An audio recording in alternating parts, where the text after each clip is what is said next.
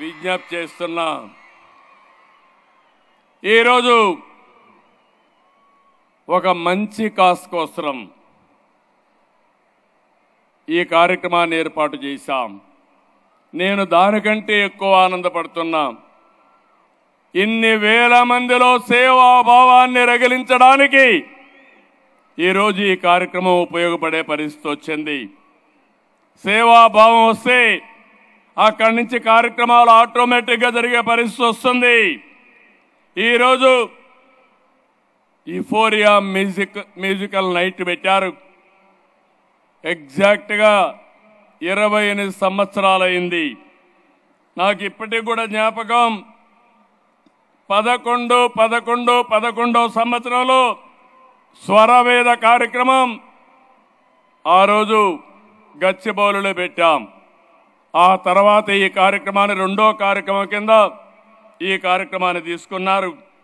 ఆ రోజు ఈ రోజు మీరు చూస్తే ఒక పక్కన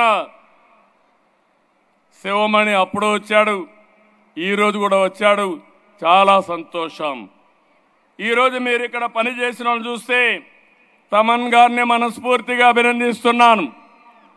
₹1 కూడా తీసుకోకుండా నా వంతు కర్తవ్యంగా ట్రస్టుకు పనిచేస్తానని ముందుకొచ్చారు. వారి స్ఫూర్తికి మనస్ఫూర్తిగా ధన్యవాదాలు. ఒక మంచి పని ఉంటే వ్యక్తులు ఏ విధంగా స్పందిస్తారంటే, ఇప్పుడే మా మిత్రుడు పవన్ కళ్యాణ్ గారు ₹1,00,000 టికెట్ తీసుకోకుండా ₹50 లక్షల ట్రస్టుకు విరాళంగా ఇచ్చాడంటే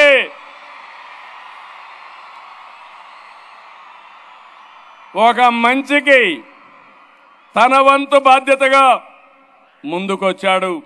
ఆయన్ను కూడా మనస్ఫూర్తిగా అభినందిస్తున్నా. నేను ఈరోజు ఇంతకంటే ఎక్కువ మాట్లాడితే కరెక్ట్గా ఉండదు. ఇక్కడ రాజకీయాలు లేవు.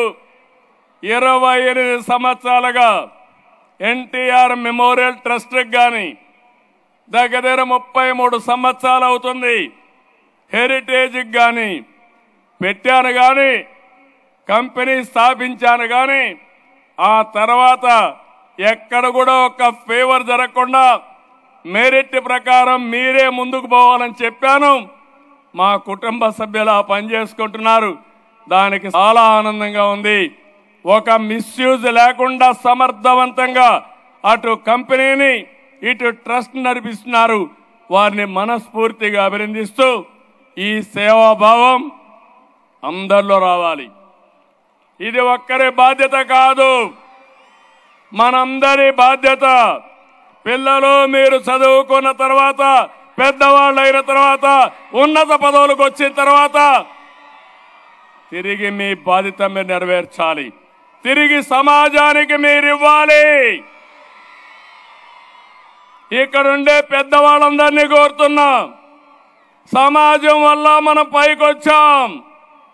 ఈరోజు మనం ఈ స్థాయికి వచ్చాం. ఇంకా సమాజం మనల్ని అడుగుతా ఉంది. పేదరికం ఉంది, ఆరోగ్య సమస్యలున్నాయి, విద్యా సమస్యలున్నాయి.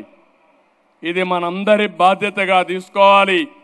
ఎవరికి తోచిన విధంగా వారు అండదండలు అందించాల్సిందిగా నేను కోరుతున్నా. ఎన్టీఆర్ మెమోరియల్ ట్రస్ట్ ఒక ప్లాట్ఫామ్ మాత్రం. మీరు ఇక్కడే ఇవ్వాలని లేదు. బసవతారకం కూడా ఒక ప్లాట్ఫామ్ మాత్రమే.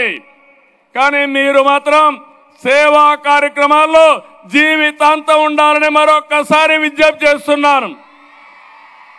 కార్యక్రమాలకు వెచ్చించి మీ జీవితాల్లో సార్థకత చేసుకోవాల్సిన అవసరం ఉంది.